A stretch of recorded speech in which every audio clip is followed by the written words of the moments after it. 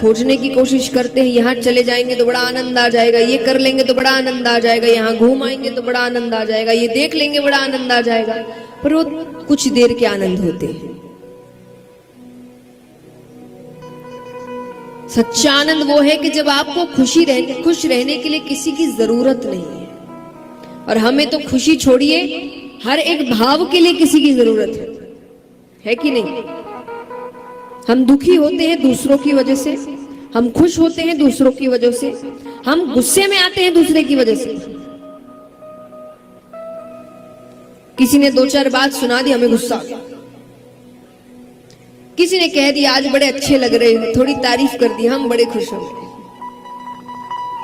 किसी ने थोड़ी बुराई कर दी, आज अच्छे नहीं लग रहे, हम दुखी हो गए। यानी खुद का तो कोई दिमाग ही नहीं है कि हम खुद समझ सके हम कैसे लग रहे हैं, हम क्या कर रहे हैं, हम क्यों कर रहे हैं। नहीं, वो बताएगा हम क्या कर रहे हैं क्या नहीं कर रहे, उस हिसाब से हम रिएक्ट करेंगे कि दुखी होना है कि रोना है कि हंसना है कि गुस्सा होना है। यानी जिंदगी का रिमोट कंट्रोल दूसरे के हाथ में देकर रखे कि खेलो, तुम जो बटन दबाओगे हम वैसे नाचने लगेंगे। है कि नहीं सच्ची बात? यही करके रखे, कोई और नचा रहा है हमें, कोई कुछ भी कह दे और आप क्रोधित हो जाए, ये कोई जिंदगी है?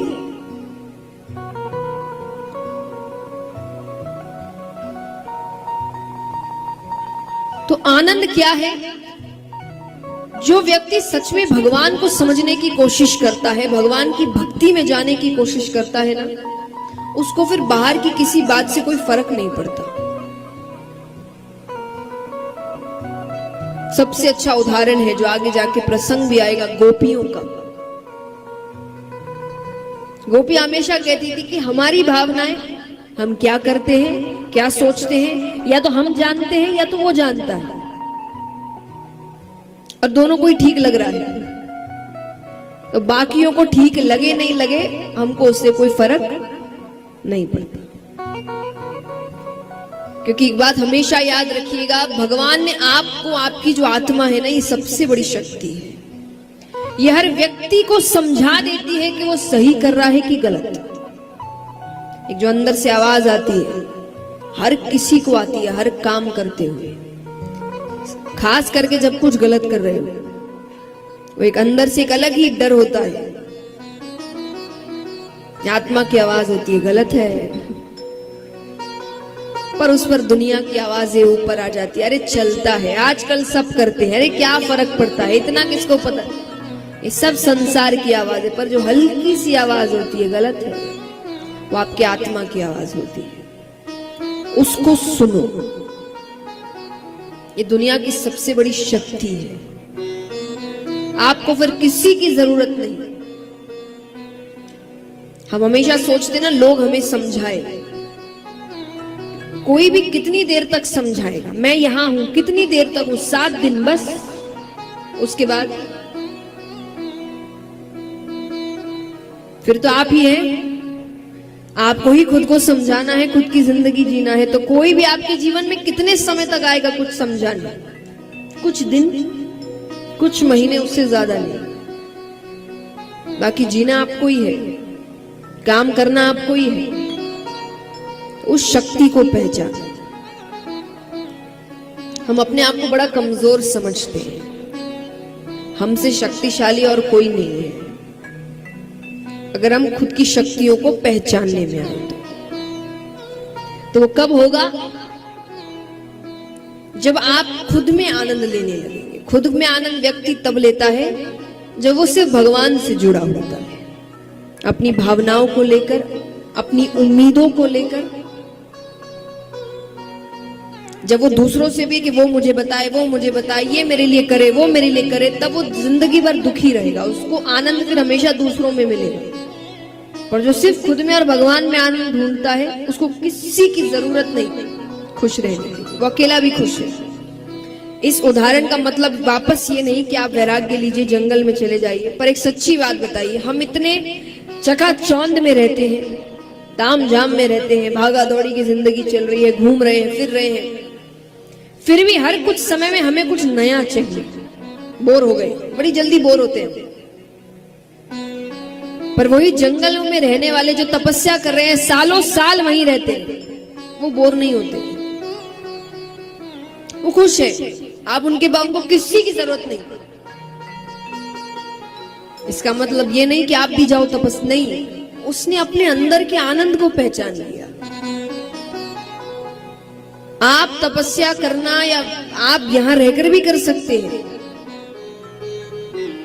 गृहस्थ में रहना भी कोई तप से कम नहीं है, बहुत मेहनत करनी पड़ती है जीवन को चलाने के लिए, परिवार को चलाने के लिए, ये भी कोई तप से कम नहीं है।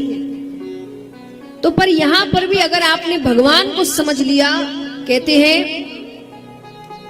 कि अगर दुख में भी सुखी रहने लग जाओ तो समझ लेना भक्त बन गए। भक्त ऐसा होता है, वो हर वक्त आनंद में रहता है, उसको कभी कोई दुखी नहीं कर सकता। तो भगवान को अगर समझने की कोशिश करोगे तो जीवन के आनंद को पहचानने का मौका मिलेगा, जीवन के सच को समझने का मौका मिलेगा। तो ऐसी कृपा भगवान करें। तापत्रय विनाशाय श्री कृष्णाय वयम नुमः। 3 तरह के ताप होते हैं, भगवान की कृपा हो तो भगवान तीनों से हमें मुक्त करते हैं। कृपा कैसे हो?